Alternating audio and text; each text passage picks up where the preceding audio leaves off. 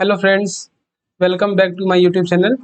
In this video, we are going to cover the topics of Jharkhand current affairs for JPSC, Assistant and Conservator of Forest and Forest Range Officer. Okay, and this video will be also helpful for Jharkhand SSC and all other exams related to Jharkhand. ठीक है?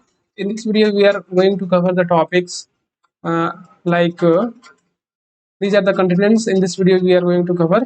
First is, let me erase these colors, then it will be clearly visible. ठीक है. The first topic is laborers attack on Jharkhand laborers in Manipur. Manipur में कुछ झारखंड के जो labour थे उस पर अटैक हुआ, तो हम लोग उसके बारे में देखेंगे। मणिपुर उसके साथ ही उसके बाद हम लोग देखेंगे मणिपुर में जो कॉन्फ्लिक्ट चल रहा है वो क्या है उसके बारे में देखेंगे। ठीक है, फिर साइक्लोन्स के बारे में देखेंगे, फिर झारखंड में कुछ ड्रग्स सीज हुए हैं उसके बारे में देखेंगे। ठीक है, फिर झारखंड सीएम का जो इंटरिम बेल का मामला है उसके बारे में देखेंगे। ठीक है, फिर ग्रीन बूथ्स इन झारखंड उसके बारे में देखेंगे। फिर हाईएस्ट वोटर टर्नआउट हुआ है सिभू में, वहां पे भी देखेंगे, वो भी देखेंगे। ठीक है, फिर lack of development in Jharkhand Khunti वो देखेंगे।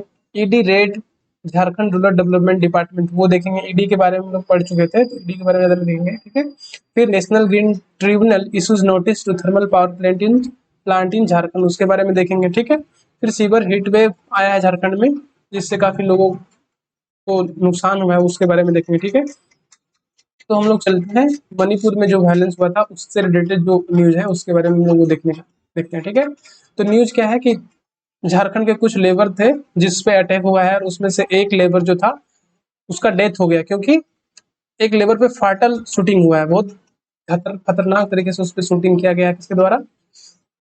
जो आर्म वहां पे क्रिमिनल्स थे ना, arm by the arm criminals in Imphal, उसके द्वारा शूटिंग किया गया है एक झारखंड के लेबर। तो उसके तो वो वाला न्यूज हम लोग पूरा देखेंगे। ठीक है, ठीक, की पॉइंट्स देखेंगे। तो this marks the first instance of an attack on individual, मतलब ऐसा पहला इंसिडेंस आया है जिसमें एक सिविलियन पे अटैक किया गया है।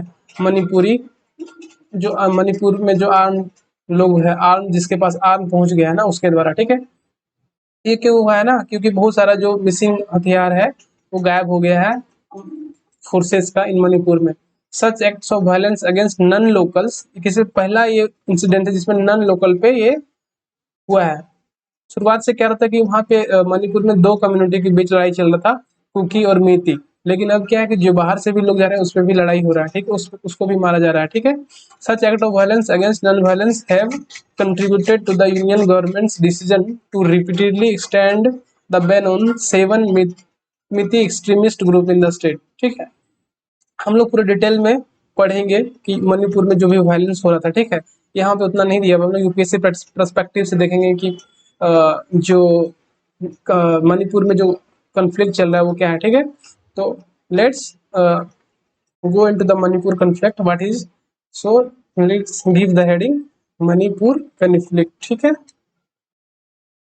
पूरा डिटेल में हम लोग कर लेंगे कंप्लीट इसमें। ठीक है, उसके बाद में जब भी कभी आएगा उसको नहीं करेंगे मणिपुर कॉन्फ्लिक्ट। ठीक है, तो मणिपुर में जो वायलेंस हुआ है क्यों हुआ है? ठीक है, अभी हाल ही में जो मणिपुर का जो हाई कोर्ट है वो एक रिकमेंडेशन दे दिया था कि 10 साल पहले का जो 10 साल old 10 year old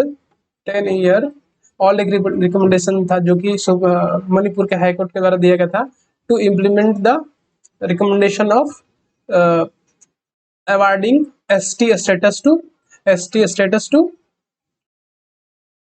मीती community.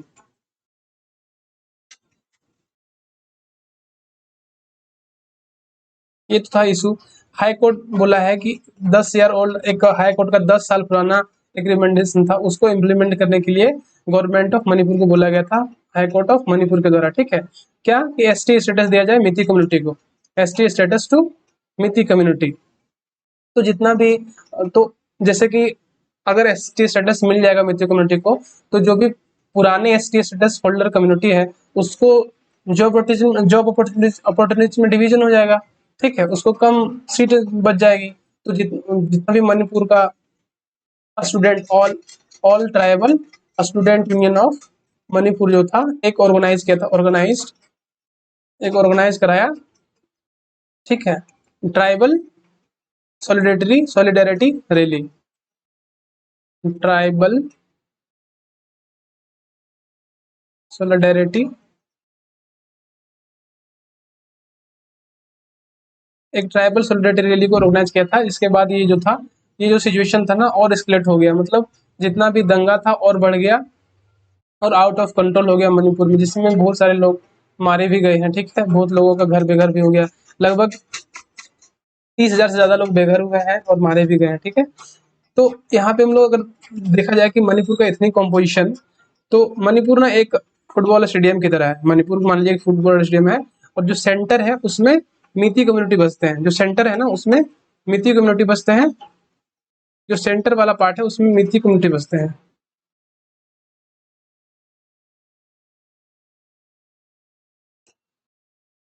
Centre में मिती कम्युनिटी बसते हैं और जो बाहर का इलाका है, जैसे कि ये वाला जो बाहर का हिली एरिया है, ये बाहर का जो हिली एरिया, इसमें जो ये सब जो हिली एरिया होगा, ये सब ठीक है।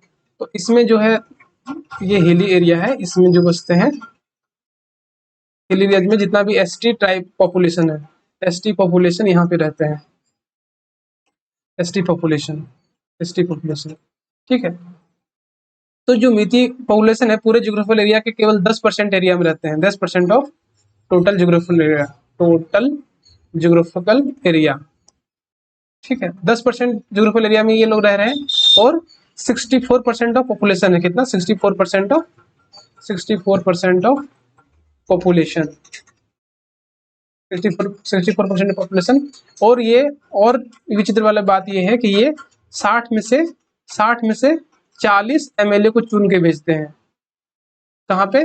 To legislative assembly of Manipur. ठीक है, अगर हम लोग बात करें और हम लोग ट्राइबल एरियाज की बात करें, ट्राइबल एरियाज, ठीक है, हम लोग कलर चेंज करते हैं, ट्राइबल एरिया के लिए रेड दिखाते हैं। ठीक है, और हम लोग ट्राइबल पीपल की बात करें, ट्राइबल पीपल की, ट्राइबल पॉपुलेशन, तो ट्राइबल पॉपुलेशन की बात करते हैं तो वो कितना है? ट्राइबल पॉपुलेशन जो है, ठीक है, वो 90% ऑफ 90% ऑफ जियोग्राफिकल एरिया में बसते हैं और उसका जो और कंट्रीब्यूट करते हैं केवल 20 out of 60 MLA in Lok Sabha, sorry in legislative assembly में भेजते हैं।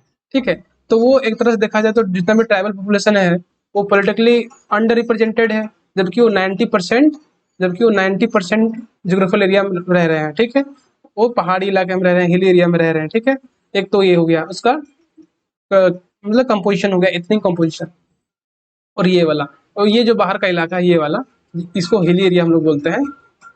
ये हो गया हमारा हिली एरिया।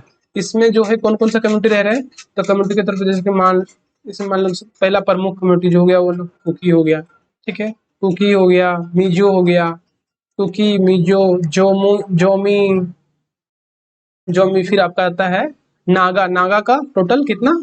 नागा का टोटल 15 कम्युनिटी रहते हैं इसमें, मतलब बसते हैं ये सब एरिया में, ये सभी this are called hilly area, जो कि बाउंड्रीज पे है, मतलब आउटर बाउंड्रीज पे है। ये जो हमारा ये इम्फाल वैली है, मतलब सेंटर में जो है पूरे स्टेट के, उसमें इम्फाल वैली है जिसमें केवल मिट्टी कम्युनिटी, मेजरली मिट्टी कम्युनिटी बसते हैं। ठीक है, और उसके बाद देखा जाए तो ट्राइबल पॉपुलेशन में 90%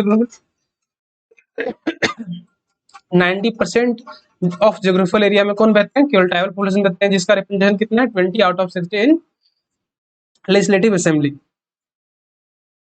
ठीक है, और दूसरा बात यहाँ पे एम्प्लॉयमेंट का जो अपॉर्चुनिटी है, पहला रीजन मतलब लड़ाई का इसलिए डेवलप होता है ना क्योंकि एसटी अगर स्टेटस मित्ती को मिल जाएगा तो जो भी शेड्यूल ट्राइब या शेड्यूल एससी एसटी का जो रिजर्वेशन होता है उसमें ट्राइबल पॉपुलेशन का हिस्सा कम हो जाएगा, क्योंकि बढ़ जाएगा हिस्सा, वो मित्ती कम्युनिटी में भी चला जाएगा।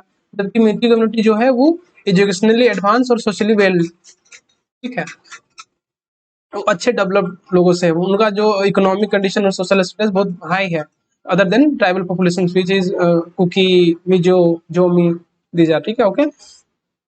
तो मिती कम्युनिटी का कहना है कि उसको एसटी पॉपुलेशन क्यों मिलना चाहिए, ठीक है, जो कि आर्गुमेंट्स इन फेवर हम लोग बात करेंगे, और argument of the Kuki tribe, वो लोग क्यों मतलब अपोज कर रहे हैं S T status to Meitei community. ठीक है, तो सबसे पहला देखना पड़ेगा कि जो मणिपुर में जो एम्प्लॉयमेंट जनरेशन होता है वो लार्जली होता है थ्रू गवर्नमेंट, ठीक है, गवर्नमेंट के द्वारा।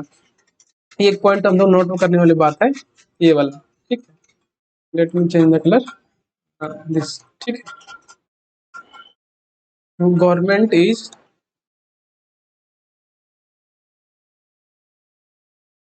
employer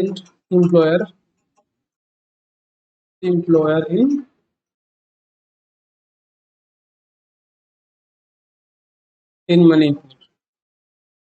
सो अगर government is largest employer in Manipur, तो अगर एसटी स्टेटस मिलता है मीठी कम्युनिटी को, तो एक बहुत बड़ा पोर्शन ऑफ गवर्नमेंट जॉब जो कि अभी बाकी ट्राइबल पॉपुलेशन को मिल रहा है वो चला जाएगा, इसमें बंटवारा हो जाएगा, मतलब जॉब अपॉर्चुनिटी का बंटवारा होगा। इससे क्या होगा, एस टी स्टेटस टू मीठी कम्युनिटी विल लीड टू क्या, division and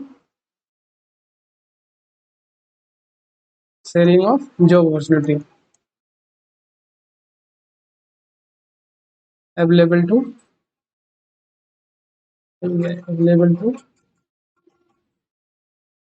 ST communities।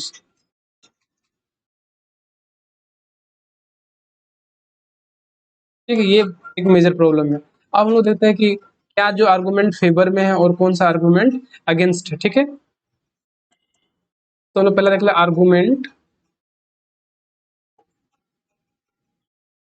Of Mithi community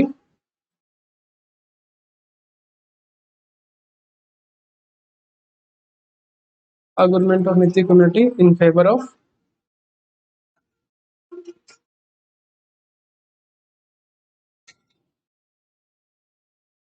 inclusion in ST list. ठीक है, तो हम लोग ये देखते हैं कि क्या है इसका argument in favour of Mithi community in favour of inclusion in ST list. ठीक है, तो वो क्यों, पहला रीजन ये दिया जाता है कि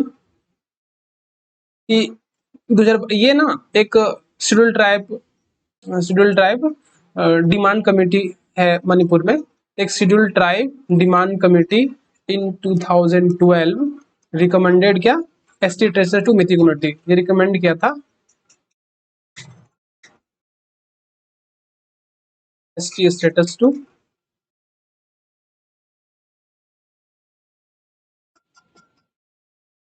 मिथि कम्युनिटी। पहला तो ये बोलते हैं कि 2012 का जो शेड्यूल ट्राइब डिमांड कमेटी था ऑफ मणिपुर, वो रिकमेंड किया था ST स्टेटस दिया जाए किसको, मिथि कम्युनिटी को। तो पहला आर्गुमेंट ये देते हैं।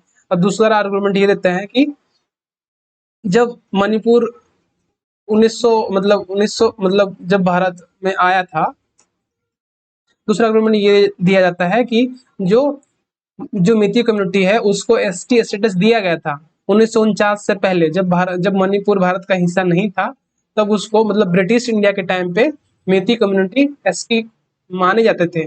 जब मणिपुर को इंडिया में शामिल कर लिया गया 1949 के बाद, तो उसको ST स्टेटस हटा दिया गया था। इसीलिए वो डिमांड करते हैं कि वो जो उसका पहले से जो स्टेटस चला रहा था ब्रिटिश टाइम के द्वारा, वो स्टेटस दिया जाए। ठीक है, तो दूसरा क्या है कि ST status to Meitei community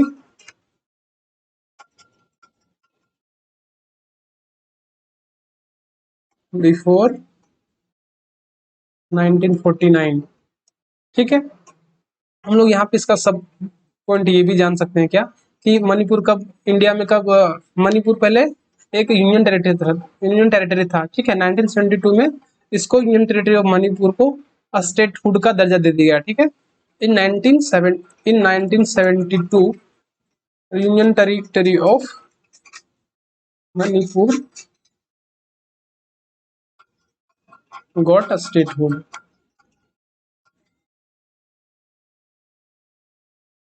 okay,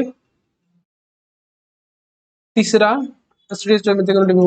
जो आर्गुमेंट इन फेवर दिया जाता है वो ये है कि ठीक है, तीसरा ये आर्गुमेंट दिया जाता है कि जो भी जितना भी मिथि कम्युनिटी है ना, उसको वेलफेयर स्कीम से बाहर रखा गया है। ठीक है, मतलब जितना भी बाहरी लोग हैं वो तो इम्फाल वैली में आ रहे हैं, लेकिन जितना भी इम्फाल वैली के लोग हैं वो अदर रीजन में जाके अपना लैंड नहीं खरीद रहे, ठीक है, वो लैंड नहीं खरीद पा रहे हैं, ठीक है। तो उनका ये कहना है कि धीरे धीरे जो लैंड एरिया है वो घटता जा रहा है, और एक बहुत ही वहाँ पे कंसंट्रेशन हो गया लोगों का, बहुत ज़्यादा डेंसिटी बढ़ गया, ठीक है। इनक्रोच,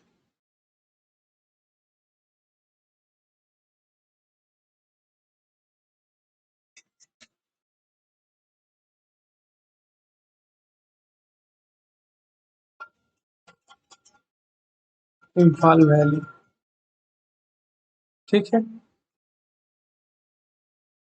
ये सब आर्गुमेंट दिया जाता है, एक और आर्गुमेंट ये ले सकते हैं, ठीक है।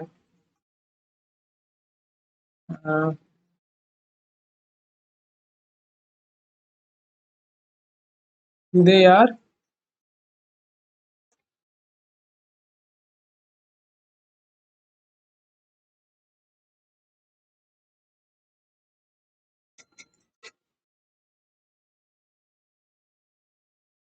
इंस्टीट्यूट्स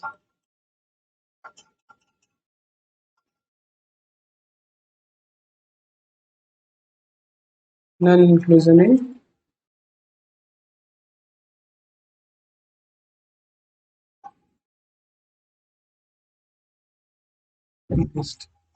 यूज, ठीक है, ठीक है। और क्या क्या रीजन दिया जाता है, ठीक है। और ये भी वो डिमांड कर रहे हैं, ये भी जितना भी मेजर कम्युनिटीज है 2006 से ही, 2006 से लेकर 2012 तक ये डिमांड कर रहे हैं कि इनर लाइन परमिट लागू किया जाए, ताकि जितना भी म्यांमार से जितना भी लोग हैं वो इंटरजन नहीं कर पाए। कहाँ पे? मणिपुर में, क्योंकि मणिपुर का जो बॉर्डर है म्यांमार से लगता है, ठीक है। आईपीएल मतलब आईएलपी डिमांडेड बाय मिति community, simply I will write मिति, ठीक है। एंड इसके बाद हम लोग देखेंगे ट्राइबल ग्रुप, मतलब जितना भी कुकीज कम्युनिटीज हो गया, मेजो कम्युनिटी, वो एसटी स्टेटस के दिए जाने के खिलाफ में क्यों है, ठीक है। तो next in the next we will write, ठीक है, argument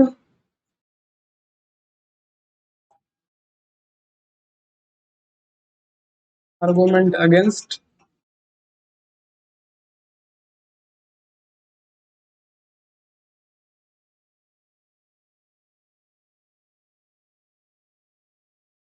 sorry we will write like this,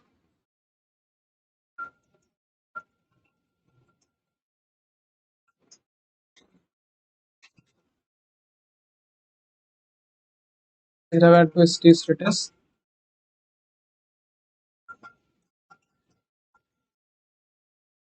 Meitei community, ठीक है।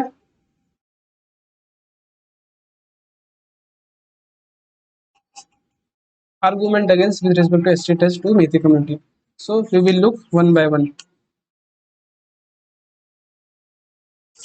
What are the argument against which are given?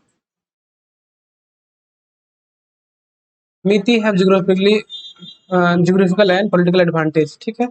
जितना भी Methi community है उसको क्या है? Geographical और geographical and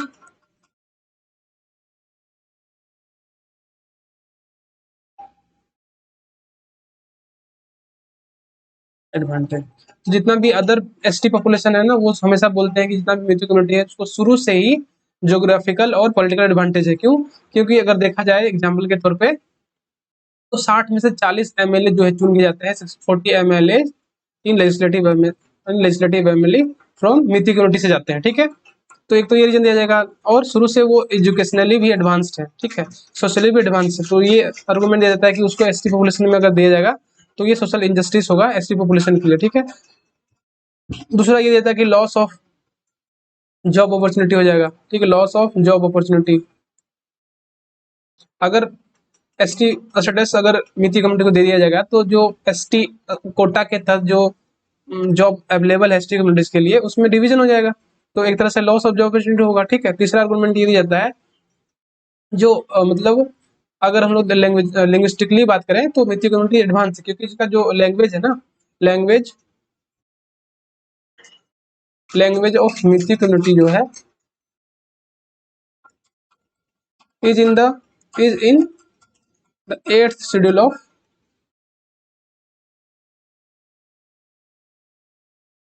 constitution of India. तो एक तरह से वो लिंग्विस्टिकली भी एडवांस्ड है, तो उसको अगर दे दिया जाएगा मिती कम्युनिटी का एसटी स्टेटस, तो एक तरह से जितना भी एसटी कम्युनिटी है उस पर भी एक इनजस्टिस होगा। ठीक है।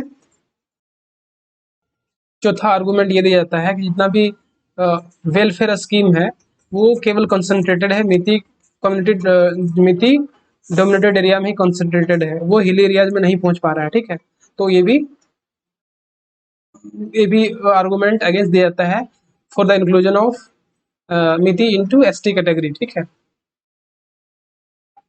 कंसंट्रेशन ऑफ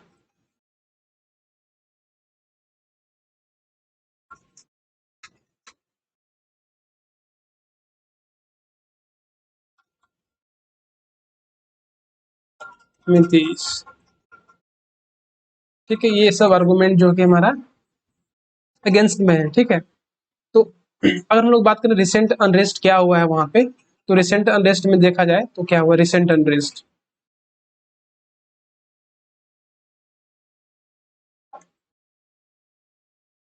रिसेंट अनरेस्ट की बात किया तो वहां पे वो फॉरेस्ट इविक्शन हुआ है। ठीक है। फॉरेस्ट इविक्शन हो गया। Forest eviction, coup in Myanmar,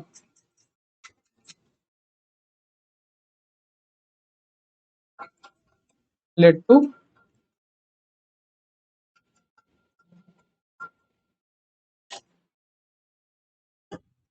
mushrooming of villages, ये सब हुआ है। ठीक है। ईटीसी बोल सकते हैं, ये सब अभी हाल ही में अनरेस्ट हुआ है। ठीक है। ड्रग ट्रैफिकिंग,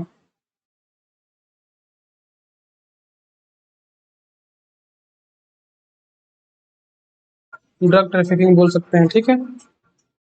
और जो इसके बाद हम लोग वे फॉरवर्ड मतलब इन लोगों का सॉल्यूशन क्या है। ठीक है। तो वे फॉरवर्ड में ये ले सकते हैं, way forward,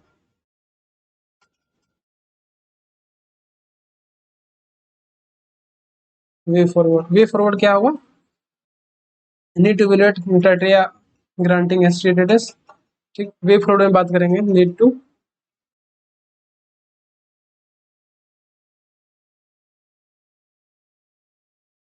criteria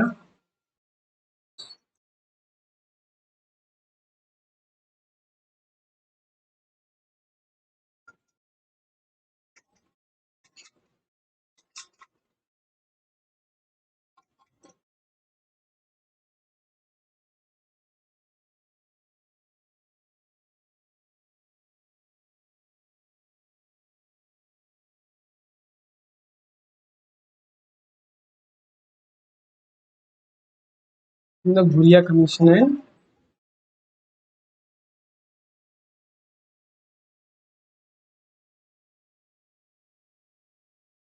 Bhuria and local community. ठीक है।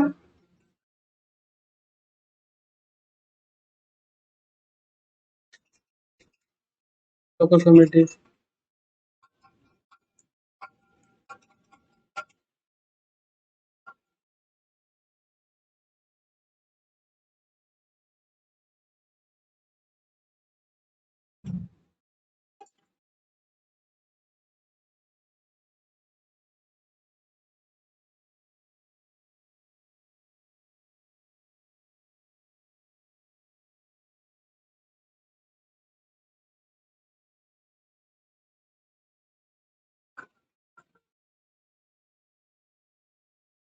Poster participation of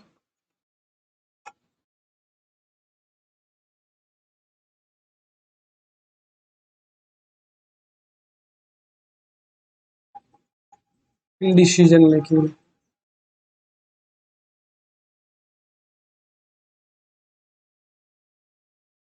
process to feel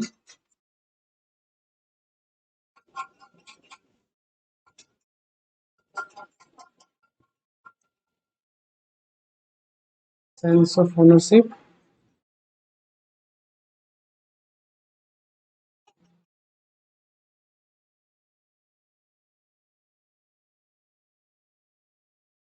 Okay, so this was all about Manipur conflict. So I hope you must be very interested in memorizing these points.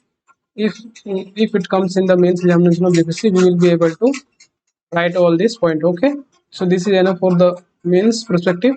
So we will now focus. We will now get into the next topic, which is about cyclone. Okay, which is about cyclone. So recently, cyclone Rimal has hit the states of Bengal and Jharkhand and also Odisha. Okay, the naming of cyclone Rimal has been done by Oman. Okay,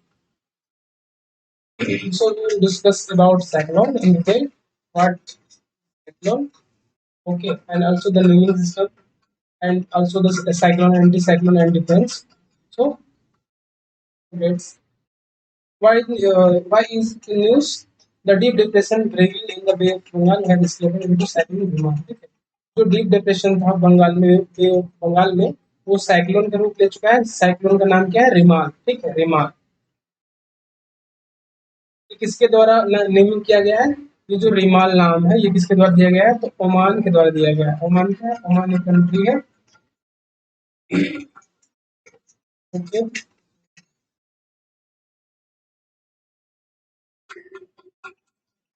cyclone.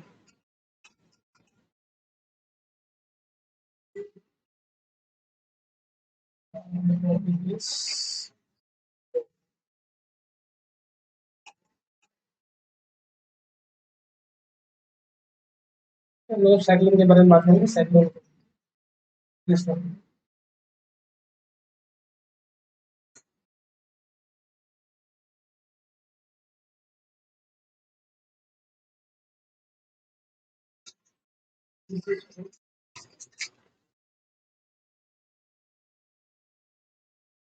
What is cyclone? Cyclone are rapid inward. Cyclone are rapid inwards air circulation around the low pressure. ठीक है. Cyclone क्या है? एक air cyclone is inward. Cyclone is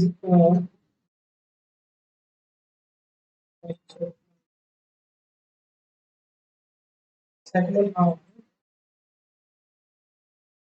cyclone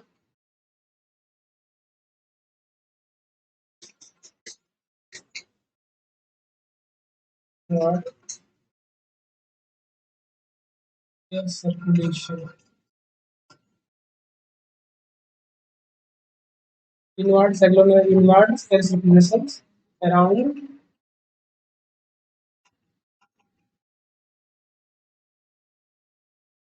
low pressure area. ठीक है. Cyclone क्या होता है? बेसिकली एक लो प्रेशर एरिया के चारों ओर बहुत तेजी से एयर सर्कुलेशन होता है, इसको बोलते हैं साइक्लोन. ठीक है, हम लोग साइक्लोन भी होता है और एंटी साइक्लोन भी कहते हैं. एंटी साइक्लोन क्या होता है? एंटी साइक्लोन क्या होता है? एंटी साइक्लोन की बात करें तो एंटी साइक्लोन क्या इसमें होता है? आउटवर्ड एयर सर्कुलेशन होता है. Circulation around a high pressure area.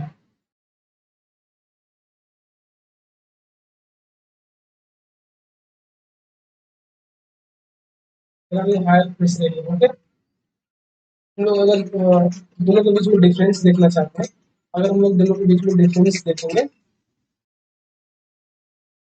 Difference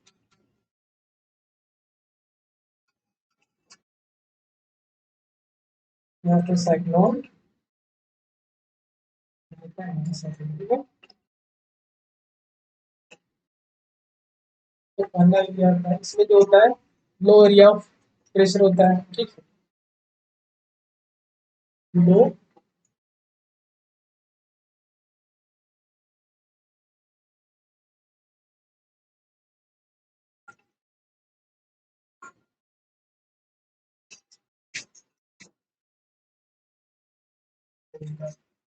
इसमें क्या होगा? इसका जस्ट अपोजिट होगा. इसमें हाई होगा, high pressure area at the centre. ठीक है, दूसरा क्या डिफरेंस है इसमें जो होगा, जो साइक्लिंग होता है एंटी क्लॉकवाइज होता है, एंटी क्लॉकवाइज।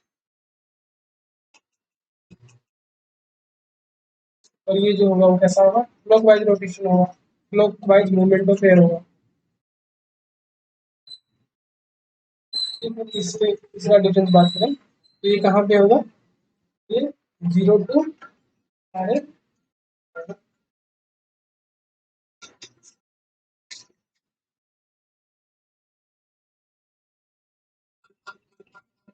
एक minute. So this is anti-clockwise in northern hemisphere, and this is clockwise in southern hemisphere.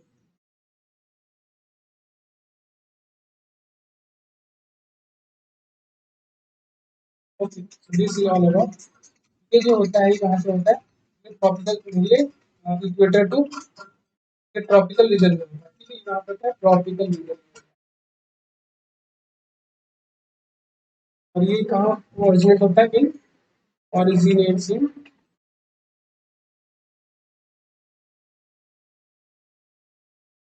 polar region।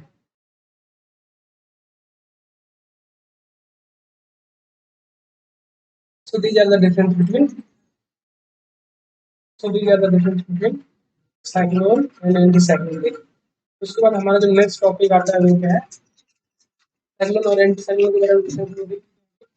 इसके बाद हमें जो नेक्स्ट क्लासिफिकेशन आता है, ठीक है, ट्रॉपिकल साइक्लोन होता है originate between the tropics and Capricorn and cancer होता है, ठीक है, मतलब जैसे मान लीजिए डिग्री है, 23.5 डिग्री जो होता है, 23.5 डिग्री नॉर्थ और 23.5 डिग्री साउथ, ये क्या है, ट्रॉपिक ऑफ कैंसर है, ट्रॉपिक ऑफ कैंसर है, ये मेरा क्या है, ट्रॉपिक ऑफ कैप्रिकॉर्न है, ठीक है।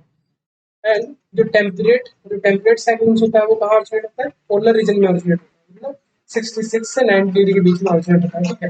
कंडीशन ऑफ फॉर्मेशन आप देख लीजिएगा क्या है कि लार्ज सरफेस एरिया होना चाहिए, large surface area 27 degree Celsius अधिक होना चाहिए, और रिच फोर्स का प्रेजेंस होना बहुत जरूरी है, ठीक है। Small variation in the vertical wind shear, मतलब वर्टिकल विंड का जो स्पीड है ना, जैसे कि मान लीजिए ये हमारा स्पेस, तो यहाँ पे जो विंड का स्पीड है मान लीजिए 55 किलोमीटर पर आवर है, तो यहाँ पे 100 नहीं होना चाहिए, मतलब सिमिलर सिमिलर होना चाहिए विंड स्पीड, तभी फॉर्मेशन होगा साइक्लोन का, ठीक है। अपर डाइवर्जेंस होना चाहिए, मतलब यहाँ पे देखिए अपर डाइवर्जेंस मतलब यहाँ पे जो है ना एयर ऐसे जा रहा है, ऐसे एयर ऐसे जा रहा है, मतलब अपर की तरह जा रहा है, अपर की तरफ मुंह खुला हुआ है, ऐसे जा रहा है, ऐसे जा रहा है, तो ये अपर डाइवर्जेंस है, ठीक है, अपर डाइवर्जेंस है, तो इस तरह का होना चाहिए, ठीक है, above the sea level system, ठीक है। नोमेनक्लेचर का कैसे किया, नोमेनक्लेचर का जो नोडल एजेंसी वो क्या है, वर्ल्ड मेट्रोलॉजिकल ऑर्गेनाइजेशन है, ठीक है। इंडियन ओशन रीजन में कौन नेमिंग करता है, तो नेमिंग करने के लिए कंट्रीज का समूह है, जैसे कि बांग्लादेश हो गया, इंडिया हो गया, मालदीव हो गया, म्यांमार हो गया, ओमान हो गया, पाकिस्तान हो गया, श्रीलंका हो गया, ठीक है, थाईलैंड हो गया, कंट्रीज टू नेमिंग। इस बार जो नेमिंग किया गया वो कौन सा कंट्री किया है, ओमान के द्वारा किया गया था, ओमान के द्वारा किया गया, ठीक है, कौन किया, ओमान के द्वारा किया, ओमान का नाम रखना है, ठीक है। साइक्लोन का नाम क्या था, तो हमारा साइक्लोन का नाम था रेमाल, रेमाल का मतलब होता है सेम, ठीक है, नहीं क्या गया रेमाल, इसका मतलब होता है सैंड इन अरबी। साइक्लोन्स इन इंडिया में बात किया तो साइक्लोन का जो सीजन है वो बाय एनुअल साइक्लोन सीजन होता है, मार्च टू मई और फिर अक्टूबर टू। अब रिसेंट साइक्लोन्स कौन कौन सा हुआ है, तो अरबियन सी में जो साइक्लोन आया वो ताउकेत हो गया, वायु हो गया, निसर्गा हो गया एंड मेकानो हो गया, और बे ऑफ बंगाल में जो साइक्लोन आया वो क्या है, आसानी हो गया, अम्फान हो गया, फानी हो गया, निवर हो गया, बुलबुल हो गया, तितली हो गया, ठीक है, यस हो गया, विक्रम हो गया, ये सब हो गया। अब लोग देख लेते हैं कि कौन कौन सा ट्रॉपिकल जो साइक्लोन है उसको कौन से नाम से जाना जाता है इन द डिफरेंट रीजन। तो टाइफून, जब टाइफून के नाम से, टाइफून से कहाँ पे आता है, south east Asia and China में, ठीक है। हरिकेन्स कहाँ आता है, अटलांटिक ओशियन और ईस्टर्न पैसिफिक में। टॉर्नेडोज कहाँ आता है, west Africa and southern USA में आता है। बिली बिली कहाँ आता है, ऑस्ट्रेलिया में आता है। ट्रॉपिकल साइक्लोन कहाँ आता है, इंडियन ओशियन में आता है, और कहाँ, साउथ वेस्ट पैसिफिक में। तो ये this are all about cyclone, ठीक है। अभी हाल ही में ओपी को जब्त किया गया झारखंड में, और इसका कीमत कितना है, 5.58 करोड़ का कीमत है, ठीक है। Sorry, I forgot to wear the mic. So if there has been lag in sound, so please bear with it. OPM, OP क्या होता है? एक तरह का ओपीएम होता है जिसका कीमत बहुत हाई होता है। ये एक ड्रग है, ठीक है, जो कि इंडिया में बैन है, ठीक है। So we will not waste too much time on this topic. We will go for the other important topic. अभी हाल ही में झारखंड सीएम का न्यूज आया था, जिसको इंटरिम बेल का केस सुप्रीम कोर्ट में चल रहा था। तो क्या होता है ना कि रिसेंटली जो ईडी है has oppose interim bail to the former Jharkhand chief minister. जो ईडी है ना, वो सीएम हेमंत सोरेन को बेल से देने का अपोज कर रहे थे। तो अभी देख लेते हैं कि इंटरिम बेल से रिलेटेड क्या प्रोविजन है इंडिया में, ठीक है। Bail and related provisions in India, Bharat में बेल से रिलेटेड क्या प्रोविजन है? तो हम लोग को आर्टिकल 22 तो तुरंत ही याद आता है जब भी बेल से रिलेटेड कुछ भी आता है, ठीक है, याद आता है, ठीक है। तो भारत में कॉन्स्टिट्यूशनल प्रोविजन क्या है? आर्टिकल 22 है अरेस्ट में, और जो आर्टिकल 20 क्या है? प्रोविजन रिगार्डिंग, ठीक है, ये क्या है? Article 22 grant protection to individual in respect of arrest and detention, ठीक है। और यहाँ पे जो डिटेंशन है वो क्लासिफाइड किया गया है, दो टाइप का होता है, एक प्रिवेंटिव डिटेंशन होता है, एक पनिटिव डिटेंशन होता है, ठीक है। तो पनिटिव डिटेंशन में क्या होता है कि कोई आदमी अगर गलती कर लिया है और उसको पनिश करना है, तो वहां पे पनिटिव डिटेंशन का यूज आता है अंडर आर्टिकल 21। और अगर कोई व्यक्ति गलती नहीं किया है और उसको गलती करने से रोकना है, तो उसको प्रिवेंटिव डिटेंशन किया जाता है, ठीक है। Detention of a person without trial and conviction by court के द्वारा कहता है, ठीक है। जबकि और हम लोग बेल के बारे में बात करें तो बेल जो है वो सीआरपीसी और ना ही कॉन्स्टिट्यूशन में कहीं भी डिफाइंड नहीं है। जबकि जो अवेलेबल और नॉन अवेलेबल ऑफेंसेस है ये डिफाइन है। अवेलेबल ऑफेंस क्या होता है? जिसको शेड्यूल 1 में जो भी शेड्यूल 1 का ऑफेंस है उसको अवेलेबल ऑफेंस बोला जाता है, और जितना भी अदर ऑफेंसेस है उसको नॉन अवेलेबल ऑफेंस के कैटेगरी में रखा गया है अंडर सीआरपीसी के तहत, ठीक है। और जो भी शेड्यूल 1 में बेल रखा गया है उसको बेल जो होगा वो एक राइट होगा, ठीक है। जो भी पर्सन को होगा, मतलब जिसको भी गिरफ्तार किया होगा उसका राइट होगा बेल, ठीक है। और जितना भी नॉन अवेलेबल ऑफेंसेस है वो पुलिस के डिस्क्रिप्शन में रहेगा कि वो बेल दे या ना दे, उसके हाथ में, ठीक है। Courts police description based on the fact, okay.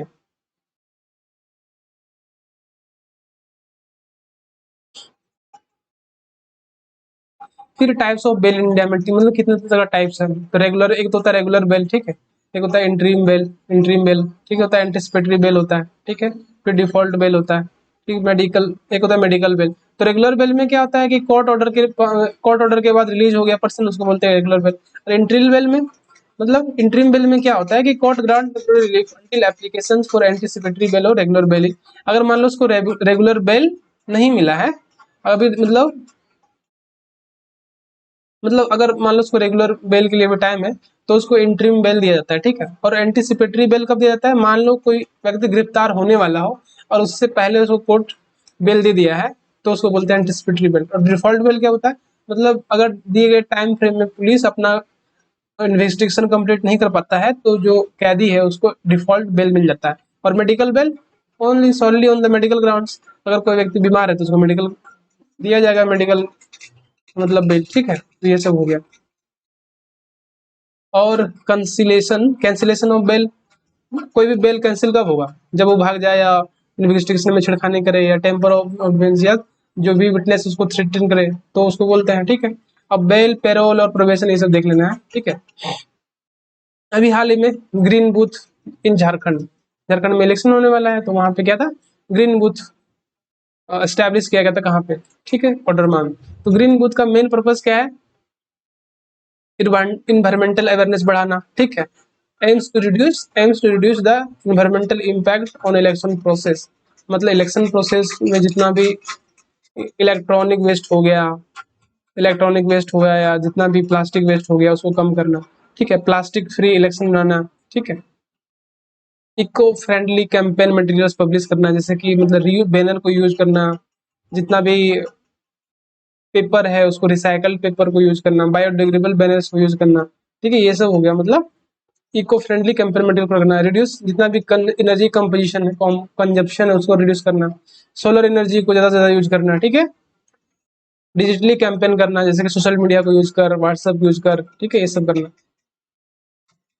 फिर उसके बाद जो न्यूज है हमारा क्या है, Singhbhum recorded the highest voter turnout, Singhbhum recorded the highest voter turnout, तो इसमें क्या बोल रहा था, ठीक है।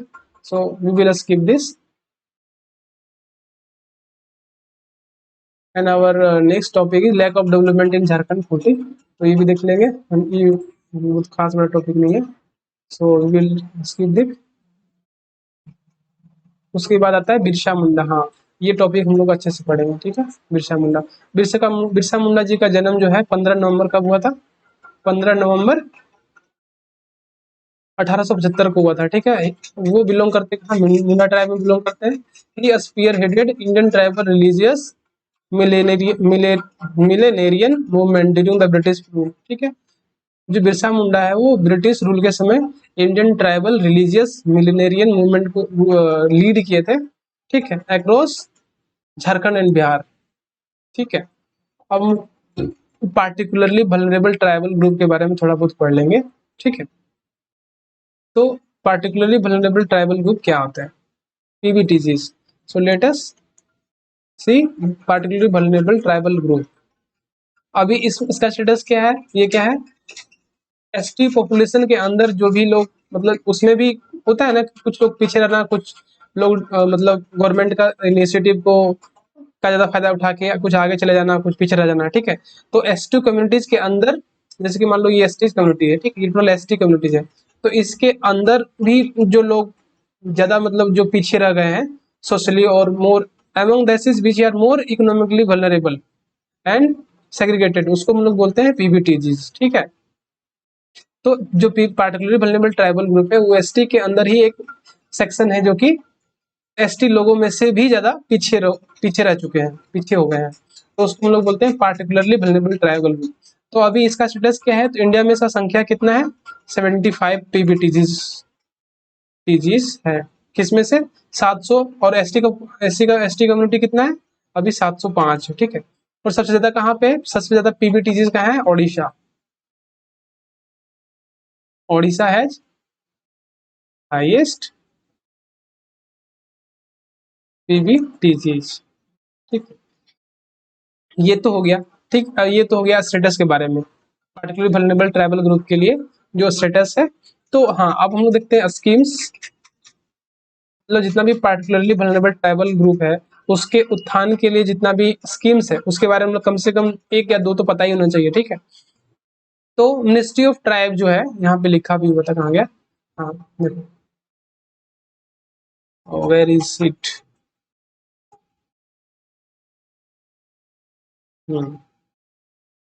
एक मिनट, हाँ, development mission program aims to improve, ये वाला, हाँ ठीक है। तुम लोग फिर से आते हैं, तो ministry of tribal affairs, ministry of tribal affair एक स्कीम रन करते हैं in the name of ministry of tribal affairs implement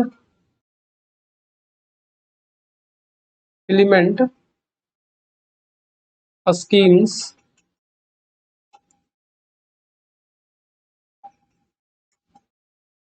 in the name of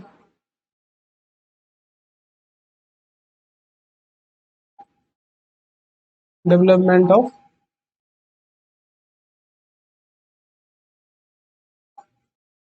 socially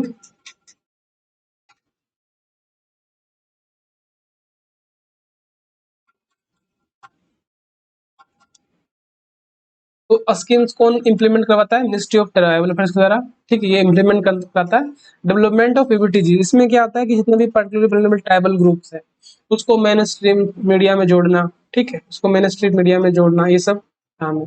और दूसरा एक स्कीम का, ये तो पहला स्कीम हो गया, ठीक है। एक दूसरा स्कीम ये था प्रधानमंत्री पीएम, क्या था, प्रधानमंत्री, अरे एक मिनट, ये था प्रधानमंत्री जन मान, ठीक है। तो ये वाला स्कीम था प्रधानमंत्री जनजातीय आदिवासी न्याय महाअभियान, इस स्कीम के तहत जितना भी पीबीटीजीज है ना, उसको सोशल मतलब उसको मेन स्ट्रीम मीडिया में लाना, और इसमें 9 क्रिटिकली, इसमें जो है ना काम जो कर रहा है, इसमें 9 क्रिटिकल क्रिटिकल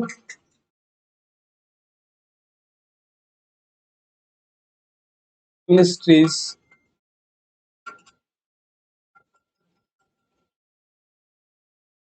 इसमें ठीक है, इसमें 9 क्रिटिकल मिनिस्ट्री जो है वो 11 इंटरवेंशंस को देख रहा है, इंटरवेंशन,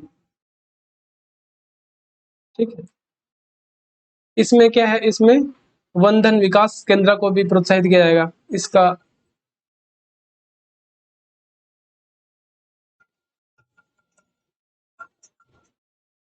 सॉरी वन धन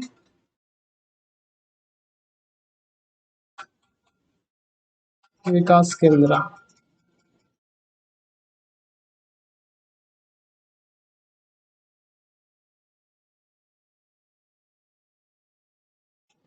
सेल्फ फॉरेस्ट प्रोड्यूस, ये तो किया जाएगा, ठीक है। और एम क्या होगा,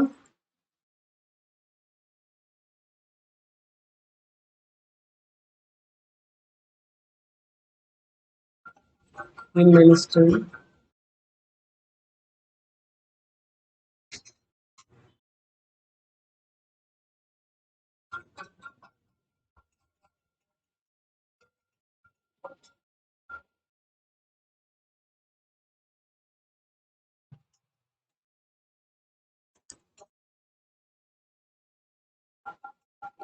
एग्रीकल्चर,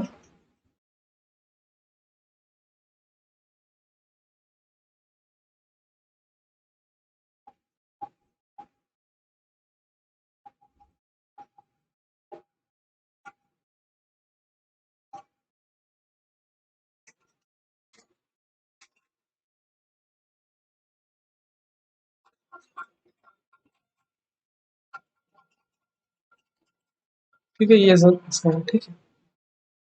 तो ये सब हो गया पीबीटीजीज के बारे में, 2 स्कीम लोग देख लिए। उसके बाद आता है मनी लॉन्ड्रिंग, ठीक है। ये तुम लोग ईडी के बारे में पढ़ चुके थे, मनी लॉन्ड्रिंग के बारे में भी पढ़ चुके थे, ठीक है। उसके बाद आता है नेशनल ग्रीन ट्रिब्यूनल के बारे में, ये हम लोग नहीं पढ़े थे तो इसको देख लेते हैं, ठीक है।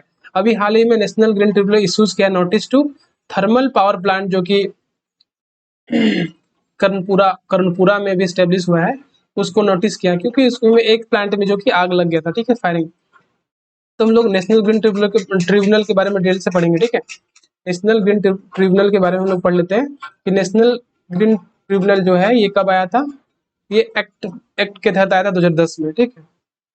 ये एक स्पेशलाइज्ड बॉडी है, set up under the National green Tribunal Act for effective and expeditious disposal of cases relating to environmental protection and preservation of forest and other natural resources, ठीक है। With the establishment of an national green tribunal, India became the third country in the world to set up a specialized environmental tribunal only after Australia and New Zealand। मतलब environmental tribunal से related कोई specialised tribunal को set करने के दृष्टिकोण में India third है।